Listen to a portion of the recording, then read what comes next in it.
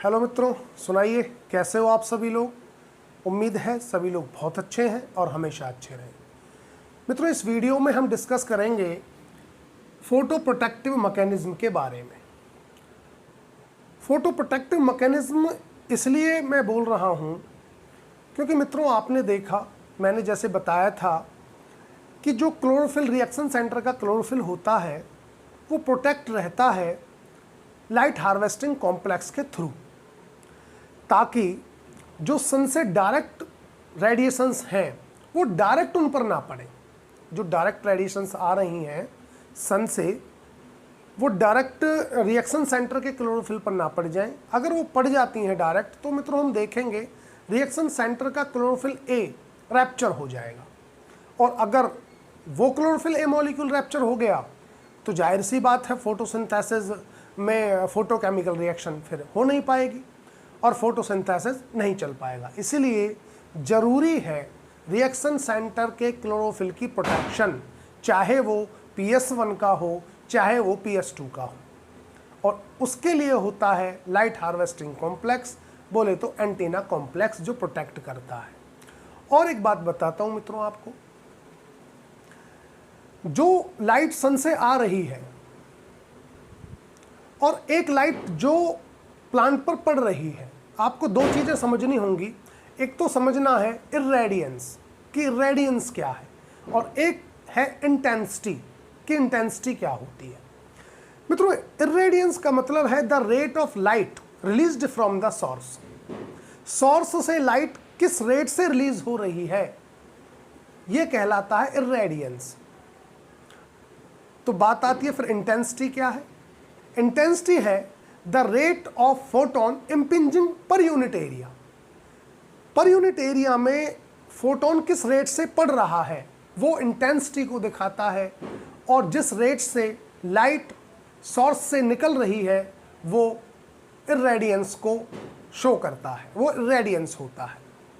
और मित्रों, हमेशा इंटेंसिटी जो होगी वो इर्रेडियंस से कम होगी, क्योंकि जब सोर्स जिस रेट से लाइट निकाल रहा है उस रेट से लाइट कभी भी पड़ेगी नहीं, किसी भी सरफेस पर उस रेट से नहीं पड़ेगी जिस रेट से सोर्स लाइट को निकाल रहा है। इसलिए इंटेंसिटी हमेशा कम होगी इर्रेडियंस से। आप एक चीज़ देख सकते हैं, एक एग्जाम्पल सीधा सा कर सकते हैं। घर पे ही बल्ब जल रहा है घर में, अब बल्ब से जो लाइट निकल रही है उसका रेट और आपकी जो स्किन पर जो लाइट पड़ रही है उसका रेट वो अलग अलग है। बल्ब से लाइट का निकलना इर्रेडियंस और आपकी स्किन पर लाइट का पड़ना वो इंटेंसिटी। तो आप बल्ब से दूर खड़े हैं, आपको इतना गर्मी नहीं लग रही, लेकिन आप जैसे जैसे बल्ब के नज़दीक जाइए, आप अपने हाथ को बल्ब के ज़्यादा क्लोज लेकर जाइए, तो आप देखोगे जैसे जैसे बल्ब के क्लोज लेके जा रहे हो अपने हाथ को, वैसे वैसे हाथ पर गर्मी लगनी स्टार्ट हो जाती है, और ज़्यादा नज़दीक जाने पर तो हाथ जलने भी लग जाता है, आपकी स्किन बर्न होने लग जाती है, जलने लग जाती है। तो ये है इंटेंसिटी एंड इर्रेडियंस। अब बात आते हैं कि फोटो प्रोटेक्टिव मैकेनिज्म पर। तो मैंने बताया क्यों ज़रूरी है। ये ज़रूरी इसलिए है ताकि रिएक्शन सेंटर के क्लोरोफिल मॉलिक्यूल को डैमेज ना पहुँचे और प्रॉपर फोटोकेमिकल रिएक्शन चले, जिसकी वजह से फोटोसिंथेसिस भी प्रॉपर चल सके। तो उसके मैकेनिज्म को हम देखेंगे कि किस तरह से प्रोटेक्शन करता है, जो प्लांट है वो किस तरह से अपने आप को प्रोटेक्ट करेगा हार्मफुल रेडिएशंस से, जो हाई एनर्जी की रेडिएशंस हैं उनसे, और वो कौन कौन से मेथड्स हैं जिसके थ्रू वो ऐसा करता है, प्रोटेक्शन करता है। वो मेथड्स भी हम मित्रों डिस्कस करेंगे। तो देखिए मित्रों, जो लाइट पड़ रही है सन से, जो प्लांट पर लाइट पड़ी, फोटो इंटेंसिटी, ठीक है, उसमें से कुछ लाइट, फ्रैक्शन ऑफ लाइट ही जाती है फोटोसिंथेसिस के लिए। पड़ तो बहुत रही है ना, प्लांट पर तो लाइट बहुत ज़्यादा पड़ रही है, लेकिन वो सारी लाइट थोड़ी फोटोसिंथेसिस करवाएगी, केवल 1% फोटोसिंथेसिस के लिए चली जाती है। बाकी जो एक्स्ट्रा पड़ रही है उसका क्या, उसमें यह होता है जो एक्सेस फोटोन पड़ रहे हैं, जो फालतू का पड़ा, जो फालतू के रेडिएशंस पड़े बोले तो फालतू के फोटोन पड़े, तो कुछ फोटोन तो मित्रों हीट की फॉर्म में बाहर निकल जाते हैं, एज ए हीट की फॉर्म में बाहर निकल गए, और ये फर्स्ट लाइन डिफेंस होता है। पहला डिफेंस यही होता है कि जो फालतू के फोटोन हैं उनकी एनर्जी को एज ए हीट लॉस कर दीजिए प्लांट से।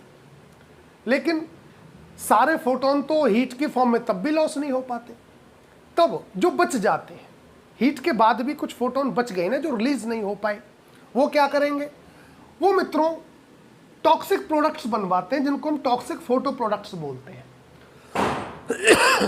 वो फोटोन, वो एक्स्ट्रा फोटोन जो हीट की फॉर्म में नहीं निकले, उन्होंने प्लांट में कुछ टॉक्सिक फोटो प्रोडक्ट्स बनवा दिए, जैसे super oxy anions. Super oxy anions O2 negative, ये बनवा दिया। हाइड्रोजन परऑक्साइड बनवा देते हैं H2O2। हाइड्रोक्सिल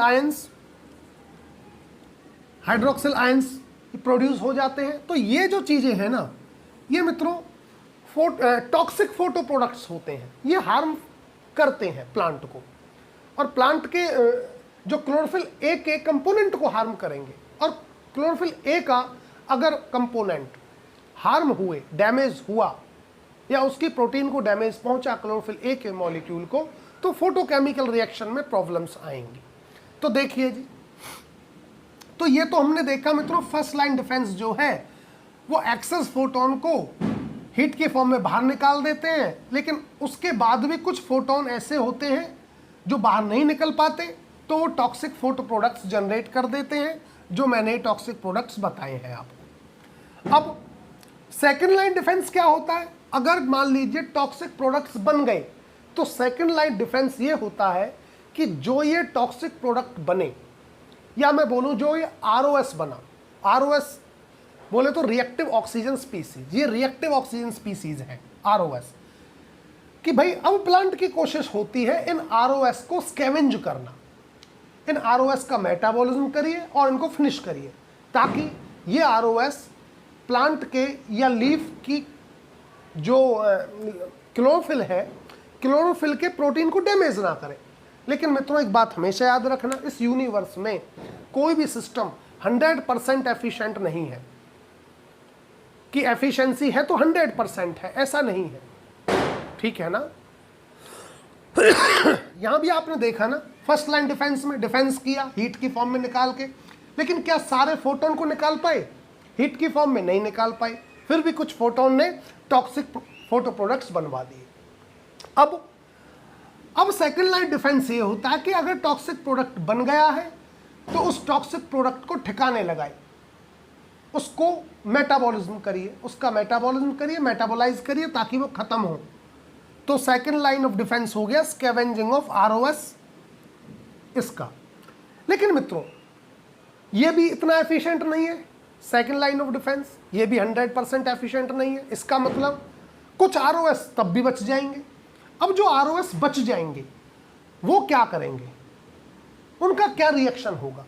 तो मित्रों वो हार्म करेंगे D1 प्रोटीन, और D1 प्रोटीन किसकी थी? रिएक्शन सेंटर क्लोरोफिल ए की प्रोटीन थी D1 प्रोटीन, जो PS2 का क्लोरोफिल ए मॉलिक्यूल था, उसकी जो प्रोटीन थी D1 प्रोटीन, उसको हार्म करेंगे ROS जो बने हैं ये वाले प्रोडक्ट्स। ठीक है जी, D1 प्रोटीन को हार्म कर दिया, तो प्लांट के पास एक थर्ड लाइन डिफेंस और होता है। तो थर्ड लाइन ऑफ डिफेंस ये है कि जो D1 प्रोटीन हार्म हुई हैं, जो डैमेज हुई हैं, उनको रिपेयर करिए आप। तो मित्रों रिपेयरिंग होती है D1 प्रोटीन की, रिपेयरिंग हुई जो डैमेज हुए। लेकिन यहां पर भी मामला वही फंस जाता है कि रिपेयरिंग तो हुई, लेकिन 100% एफिशिएंसी के साथ वो भी रिपेयरिंग नहीं हो पाती ना। मैंने बोला ना, इस यूनिवर्स में कोई भी सिस्टम हो वो 100% एफिशिएंट नहीं है, अपने काम को 100% करे ऐसा नहीं कोई भी सिस्टम। ठीक है जी, D1 प्रोटीन जो डैमेज हुई उनको रिपेयर किया गया थर्ड लाइन ऑफ डिफेंस में, लेकिन कुछ फिर भी बच गई जो डैमेज्ड की डैमेज्ड ही रही, जिसकी वजह से जिनका रिपेयर नहीं हुआ वो D1 प्रोटीन ऑक्सीडाइज्ड हो गई। उनका इलेक्ट्रॉन छीन लिया गया, इलेक्ट्रॉन निकाल लिया गया उनका D1 प्रोटीन का, और इलेक्ट्रॉन किसको दे दिया, हाइड्रोक्सिल आयंस को दे दिया गया। और हाइड्रोक्सिल आयन को जब इलेक्ट्रॉन मिल गया, प्रोटॉन मिल गया, तो उन्होंने वाटर बना दिया।